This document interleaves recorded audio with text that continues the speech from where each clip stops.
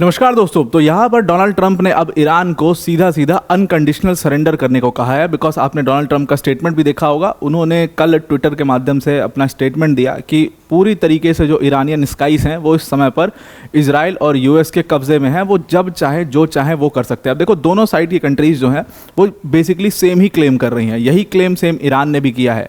तो इसीलिए Donald Trump को लगता है ऐसा कि अब ईरान को अनकंडीशनल सरेंडर कर देना चाहिए और अपने सिटीजन्स की जान जो खतरे में जोखिम में ना डालें और अपनी फैसिलिटीज़ को खतरे में ना डालें।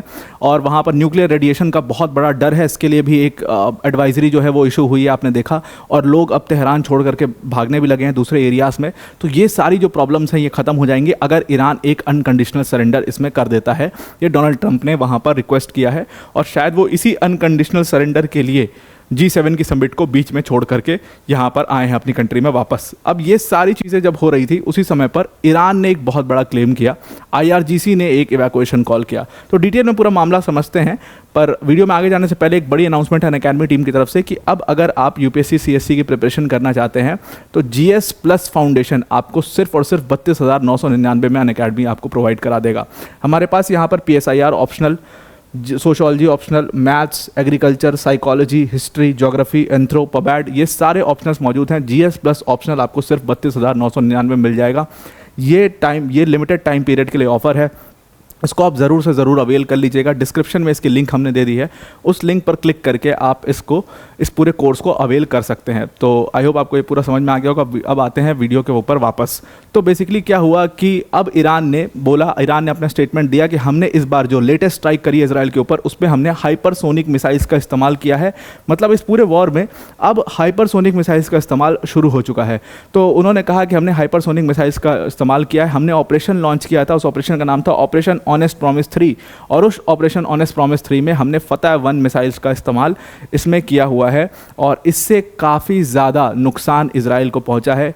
और इसकी वजह से, इस पूरे ऑपरेशन की वजह से हमने पूरी तरीके से इजराइल के जो स्काईज़ हैं उनका कंट्रोल अपने ऊपर ले लिया है। हम जब चाहे जो चाहे समय बता करके कर सकते हैं।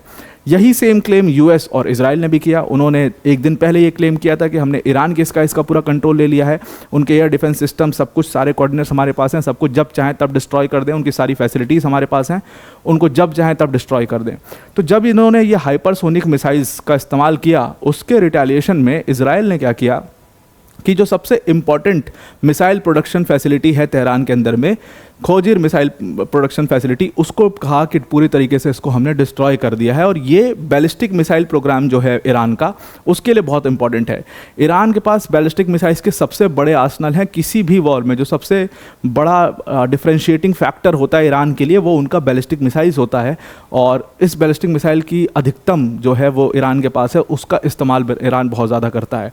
तो उसकी अगर फैसिलिटी को यहाँ पर डिस्ट्रॉय कर दिया तो ये बड़ा सेटबैक होगा ईरान के लिए। और यही बात इजराइल क्लेम कर रहा है शुरू से कि हमने इस पूरी मिसाइल प्रोडक्शन फैसिलिटी को डिस्ट्रॉय कर दिया। इसी वजह से बहुत ज़्यादा एजिटेटेड है ईरान इस टाइम पर।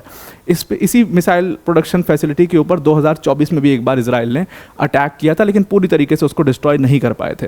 अब ईरान ने यहाँ पर अपने सिटीजन से दूसरी तरफ ये रिक्वेस्ट करी है कि आप व्हाट्सएप को डिलीट कर दीजिए अपने फ़ोन से। व्हाट्सएप, क्योंकि उन्होंने इल्ज़ाम लगा, हालांकि कोई एविडेंस नहीं था उनके पास, लेकिन उन्होंने इल्ज़ाम लगाया कि व्हाट्सएप आपका जो यूज़र डेटा है उसको कलेक्ट करके इजराइल को प्रोवाइड करा रहा है। हालांकि व्हाट्सएप ने ये सारे क्लेम्स को पूरी तरीके से सिरे से खारिज किए हैं। उन्होंने कहा है कि ये सब फेक क्लेम्स हैं, कोई एविडेंस नहीं है इसका, ज़बरदस्ती की बात करने वाली बात है, ऐसा कुछ भी नहीं है। हम पूरा एंड टू एंड एन्क्रिप्टेड रखते हैं और कोई डेटा किसी से भी शेयर, किसी भी कंट्री से किसी शेयर नहीं होता है।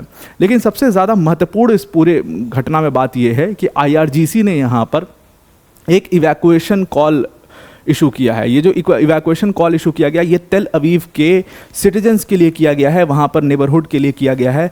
जो भी या एडजॉइनिंग एरियाज है तेल अवीव के, वहाँ पर ये इवैक्यूएशन कॉल उन्होंने इशू किया है। उन्होंने कहा है कि हम आपको वार्निंग दे रहे हैं, आप वो जगह पूरी तरीके से खाली कर दीजिए, बिकॉज एक बहुत बड़ा अटैक जो है वो तेल अवीव के ऊपर होने वाला है। और ये अटैक कभी भी हो सकता है जिसमें भारी नुकसान हो सकता है, इसमें ह्यूमन कैजुअलिटीज़ होने के चांसेस बहुत ज़्यादा हैं। अब इसके लिए पूरी तरीके से इजराइल को तैयार रहना है। इन्होंने पहले ये बात कह दी है और कह के अब अटैक हो रहा है, दोनों तरफ से बल्कि कह के अटैक हो रहा है। तो इजराइल ने कहा कि हाँ, इन्होंने अटैक किया था, लेकिन 2 ड्रोन से अटैक किया था और वो दोनों ड्रोन्स को हमने इंटरसेप्ट कर लिया है। तो ऐसे गीदड़ भपकियाँ से डरने लग गया इसराइल, तो फिर हो चुका काम।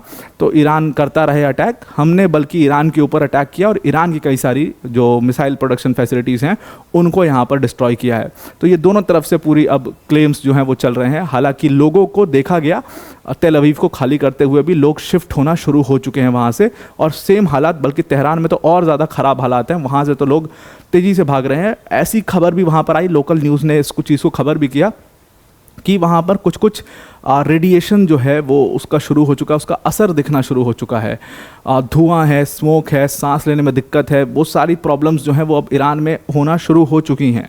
तो इस वजह से भी लोग थोड़ा इधर उधर की तरफ मूव कर रहे हैं। तेहरान बहुत रिस्की है ऐसा मान करके, हालांकि अथॉरिटीज़ रोक रही हैं उन लोग को कि कोई जाने की ज़रूरत नहीं है, पैनिक करने की कोई ज़रूरत नहीं है, लेकिन ऐसा होना ईरान के अंदर शुरू हो चुका है। लोग पैनिक करना शुरू कर चुके हैं। ऑब्वियस सी बात है, सिटीजन से इनका कोई लेना देना नहीं है, वो अपने सर के ऊपर से ऐसे मिसाइल्स घूमते टहलते देखेंगे तो उनको टेंशन तो होगी 100%।